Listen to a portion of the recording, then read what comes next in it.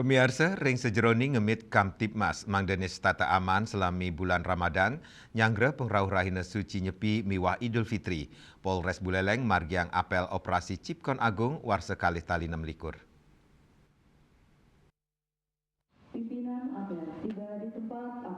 Apel seni megena ring lapangan Mapolres Buleleng, kepimpin langsung Kapolres Buleleng AKBP Ruzi Gusman.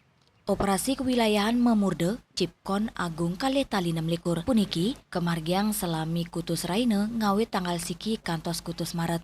Antuk nadunang 55 diri personel tetujuannya ring sajeroni utama yang pemargin preventif miwa sokongan mangde hukum pasti kememargi saheng limbakang wantuan operasional peneraptian keulengang ring genap pengobaktian genama belanja objek wisata jalur rawan macet sah kecelakaan tur kewentenan gangguan kriminalitas.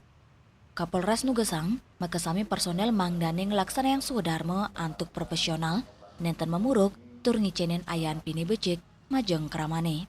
Untuk lebih mendekatkan diri kepada masyarakat, sehingga masyarakat merasakan betul kehadiran polisi pada periode bulan puasa ini, dan merasakan juga kehadiran polisi pada saat mempersiapkan rangkaian kegiatan Hari Raya Nyepi dan Idul Fitri.